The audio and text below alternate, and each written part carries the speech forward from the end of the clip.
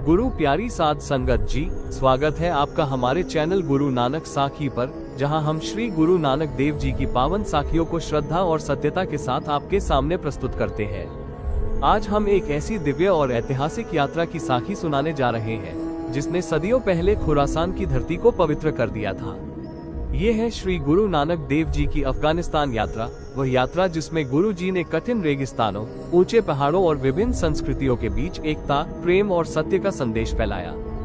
जन्म साखियों और स्थानीय परंपराओं में दर्ज ये यात्रा आज भी अफगानिस्तान के कई पवित्र स्थानों, चश्मा साहिब, गुरुद्वारों और झरनों के रूप में जीवित है। इस साखी में आप सुनेंगे कि कैसे श्री गुरु नानक देव जी ने मानवता को एक करने का संदेश दिया और कैसे उनकी दिव्य ज्योति ने दूर दूर तक फैलकर लोगों के हृदयों को छुआ।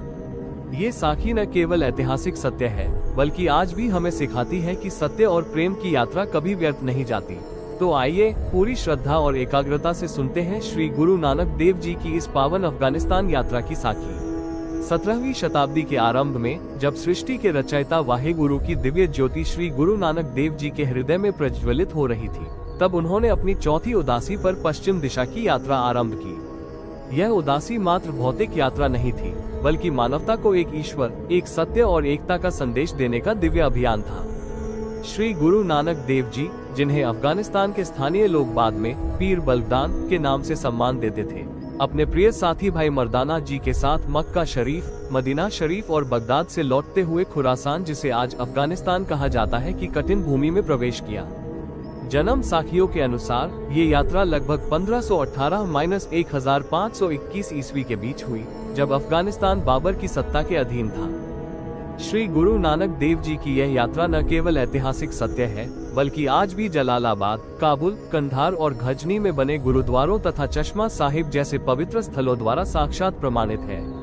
इस साखी को हम सच्चे हृदय से, पूर्ण सम्मान और श्रद्धा के साथ सुनाते हैं, जहां हर शब्द जन्म साखियों, स्थानीय परंपराओं और ऐतिहासिक स्रोतों पर आधारित है।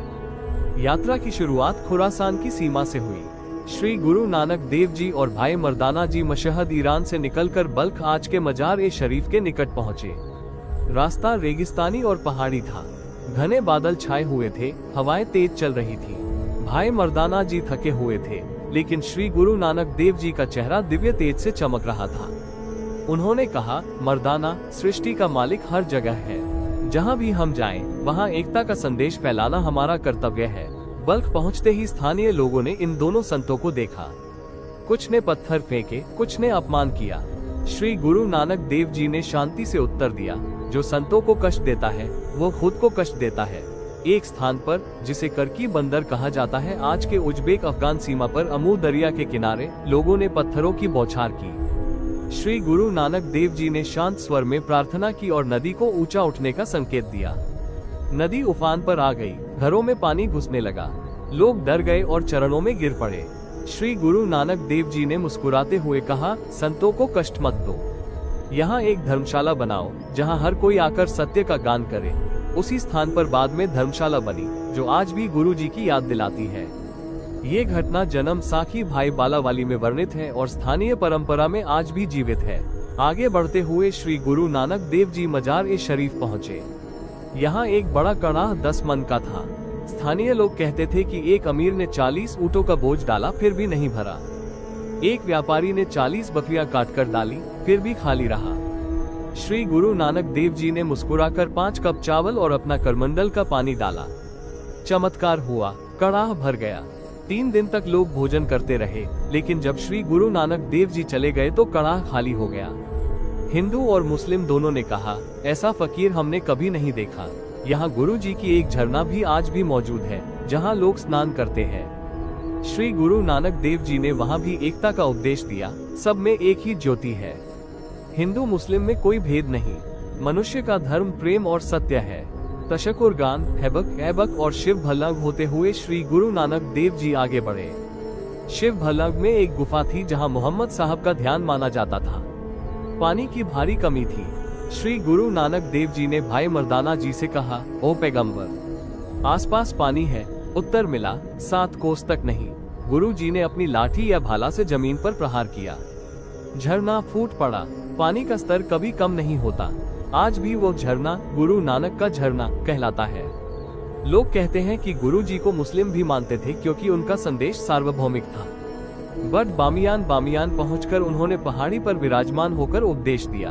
वहां भी एक झरना उनके नाम से जुड़ा है।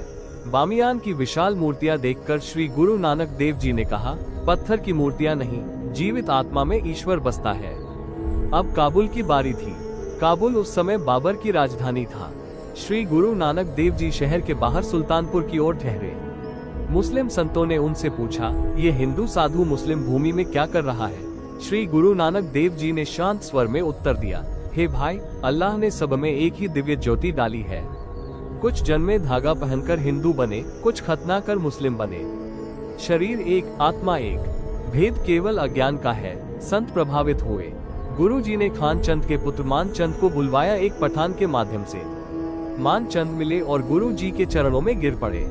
वे गुरु जी के सिद्धांतों के प्रचारक बन गए और इस क्षेत्र में नानक पंथ फैलाया। अरघंदाब नदी के किनारे एक मुगल पठान फकीर यार अली से मुलाकात हुई। फकीर ने पूछा, तुम कौन हो? गुरु जी बोले, खुदा का बंदा। तुम्हारा पीर कौन? सृष्टि का रचयिता। यार अली चरणों में गिर पड़े। काबुल में श्री गुरु नानक देव जी कुछ समय रहे। बाबर के महल के निकट एक स्थिर में ठहरे। बाबर ने जब रबाब की धुन सुनी तो आया और गुरु जी का दिव्य तेज देखा। उसने जवाहरात और पल भेंट किए। श्री गुरु नानक देव जी ने कहा, ये पत्थर मेरे काम के नहीं, सत्य का नाम जपो। बाबर ने भारत में अपनी असफलताओं का जिक्र किया। गुरु जी ने आशीर्वाद दिया, जा, ईश्वर सब ठीक करेगा। काबुल में गुरु जी की याद में कई धर्मशालाएं बनी, जाद-ए मोहम्मद, शोर बाजार आदि। आज भी काबुल में गुरुद्वारा करते परवान गुरु जी की यात्रा की याद दिलाता है। भजनी होते हुए श्री गुरु नानक देव जी घड़ूका पहुँचे। यहाँ अमीर फकीर हस्सर देश ध्यान में लीन थे। उन्होंने शपथ ली थी कि बिना बुलाए नहीं बोलेंगे। श्री गुरु नानक देव जी ने शब्द गाया, एक ओंकार सतनाम। फकीर आकर्षित हुए, बोले और चरणों में गिर पड़े। उन्होंने कहा, जब भी याद करोगे मैं उपस्थित होऊंगा। आज भी पूर्णिमा को वहाँ प्राकृतिक संगीत सुनाई देता है और रेत का टीला चमत्कारिक रूप से ऊंचा हो जाता है। अंत में सुर्ख रोड नंगाहो प्रांत पहुँचे। यहाँ पानी की भारी कमी थी। स्थानीय लोग ने कहा, आप ईश्वर के दूत हैं, प्रार्थना कीजिए। श्री गुरु नानक देव जी ने अपनी लाठी से जमीन की ओर इशारा किया। झरना फूट पड़ा। पानी कभी कम नहीं हुआ। आज वह स्थान श्री चश्मा साहिब कहलाता है और तीर्थ बन गया। इसके बाद श्री गुरु नानक देव जी जलालाबाद पहुँचे और वहाँ 40 दिन रहे। हर दिन काबुल नदी में स्नान कर वे उपदेश देते, सब भाई भाई, एक ही पिता की संतान। घृणा छोड़ो, प्रेम करो। जलालाबाद में गुरुद्वारा गुरु नानक दरबार आज भी मौजूद है। वहाँ एक ऐतिहासिक कुआं है जहाँ गुरु जी ने प्रवचन दिए। सुल्तानपुर जलालाबाद से 8 किलोमीटर में एक चरवाहे लड़के को प्यास लगी। भाई मर्दाना जी ने कहा, पानी नहीं है। श्री गुरु नानक देव जी ने कहा, पत्थर उठाओ। पत्थर हटाते ही झरना निकला। आज भी वह झरना तीर्थ है। इस पूरी यात्रा में श्री गुरु नानक देव जी ने हजारों को सत्य का मार्ग दिखाया। वे खुरासान में घूमे, कंधार, भजनी, काबुल, जलालाबाद, हर जगह संदेश दिया कि न कोई हिंदू न मुस्लिम, सब एक। उनकी बाणी में खुरासान का उल्लेख है। खुरासान खसमाना किया, हिंदुस्तान डराया। स्थानीय परंपरा आज भी जीवित है। गुरुद्वारों में काबुल में श्री गुरु नानक साहिब, जलालाबाद में गुरु नानक दरबार, कंधार और घजनी में अन्य लोग स्मरण करते हैं। बाबा श्री चंद जी गुरु जी के पुत्र भी बाद में यहाँ आए और उदासी संप्रदाय फैलाया। ये यात्रा कठिन थी, रेगिस्तान की गर्मी, पहाड़ों की ठंड, पत्थरों की मार, लेकिन श्री गुरु नानक देव जी का संकल्प अटूट था। उन्होंने सिखाया कि सत्य नाम की जपना, कीर्तन करना और वन छकना बांटकर खाना ही जीवन है। अफगानिस्तान की धरती पर उनके चरणों से जो प्रेम का बीज बोया गया, वो आज भी सिख समुदाय के रूप में फल फूल रहा है। स्थानीय लोग पीर बलदान कहकर श्रद्धा करते हैं। श्री गुरु नानक देव जी ने काबुल से जलालाबाद होते हुए खैबर दर्रा पार किया और पेशावर पहुंचे। लेकिन अफगानिस्तान की यह यात्रा अमर हो गई। आज जब हम चश्मा साहिब पर जाते हैं या जलालाबाद के गुरुद्वारे में अरदास करते हैं, तो महसूस होता है कि गुरु जी अभी भी वहाँ विराजमान है। ये साखी सच्ची है क्योंकि जन्म साखियाँ, प्रोफेसर गंदा सिंह जैसी ऐतिहासिक कृतियाँ, स्थानीय परंपराएं और आज भी मौजूद इसे प्रमाणित करती है। श्री गुरु नानक देव जी जब बल्ख से मजार-ए-शरीफ की ओर बढ़े तो रास्ते में रेगिस्तान की रेत उड़ रही थी। भाई मर्दाना जी ने कहा, गुरु जी, प्यास लग रही है। गुरु जी ने मुस्कुराकर कहा, मर्दाना, जो परमात्मा ने दिया है वो कभी कम नहीं होगा। और ठीक उसी समय एक छोटा सा झरना मिल गया। ये छोटी छोटी घटनाएं भी सिखाती हैं कि गुरु जी की कृपा से हर कठिनाई पार हो जाती है। मजार-ए-शरीफ में कड़ाह का चमत्कार पूरे क्षेत्र में प्रसिद्ध हो गया। लोग दूर दूर से आते और कहते, ये फकीर असली संत है। गुरु जी वहाँ 3 दिन ठहरे और रोज शाम को कीर्तन किया, शब्द गाए, गगन में थालू रवि चंद दीपक बने तारिका मंडल जनक मोती। लोग मंत्रमुग्ध हो जाते। हिंदू मुस्लिम दोनों एक साथ बैठकर सुनते। यही एकता का संदेश था जो गुरु जी फैला रहे थे। तशकुरगान में धर्मशाला में ठहरकर गुरु जी ने स्थानीय अरोड़ा सिख पुजारी से बात की। वहाँ 11 बीघा का बाग खान साहिब ने दान किया था। गुरु जी ने कहा, दान तभी सार्थक है जब वो सत्य के लिए हो। हैबक में पहाड़ी पर चढ़कर उन्होंने ध्यान लगाया। शिव भल्ला की गुफा में रंग बदलने वाला चमत्कार देखा। सफेद कपड़े नीले हो जाते और बाहर आकर फिर सफेद। गुरु जी ने हंसकर कहा, ये प्रकृति का खेल है, असली चमत्कार तो मन का शुद्ध होना है। बामियान की विशाल मूर्तियों के नीचे बैठकर उन्होंने उपदेश दिया कि मूर्ति पूजा छोड़ो, नाम जपो। काबुल में बाबर के समय की राजनीति थी, लेकिन गुरु जी उससे ऊपर थे। बाबर ने जब गुरु जी को स्थिर में देखा तो कहा, तुम्हारा तेज देखकर लगता है तुम कोई बादशाह हो। गुरु जी बोले, बादशाह तो वह है जो मन पर राज करता है। मानचंद की कहानी विशेष है। पठान ने उन्हें बुलाया तो मानचंद डरते डरते आए, लेकिन गुरु जी के एक शब्द से उनका मन बदल गया। वे जीवन भर नानक पंथ के प्रचारक बने। अरघंदाब नदी पर यार अली फकीर की मुलाकात ने साबित किया कि सत्य का संदेश हर धर्म को छूता है। भड़ूका का चमत्कार आज भी लोगों को आश्चर्य में डालता है। रेत का टीला दिन में ऊंचा, रात में फैल जाता है। पूर्णिमा को संगीत गूंजता है। गुरु जी ने कहा था, जब भी याद करोगे मैं आऊंगा। जलालाबाद के 40 दिन सबसे यादगार थे। रोज नदी स्नान, फिर प्रवचन। हजारों लोग इकट्ठा होते। गुरु जी सिखाते, कर्म करो, नाम जपो, सबको बांटो। चश्मा साहिब का झरना आज भी जलालाबाद और सुल्तानपुर के बीच लोगों की प्यास बुझाता है। चरवाहे लड़के की कहानी में भाई मर्दाना जी ने पत्थर उठाया और पानी निकला। ये चमत्कार भाई बाला जन्म साखी में दर्ज है और चार्ल्स मैसन जैसे यात्री ने 1840 में भी इसका उल्लेख किया।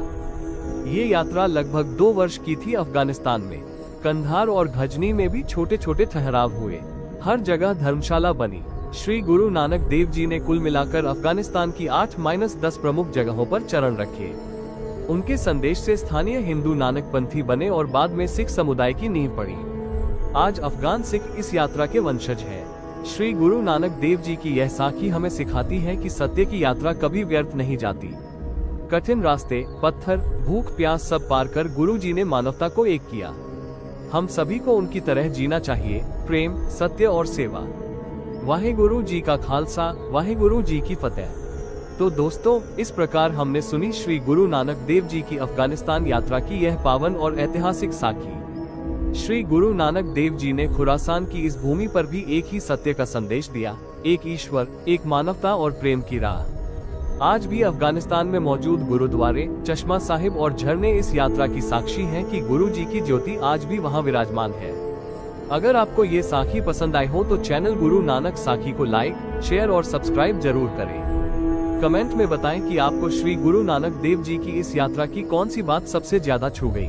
अगली साखी में हम फिर मिलेंगे किसी और पावन यात्रा या शिक्षाप्रद प्रसंग के साथ। धन्यवाद।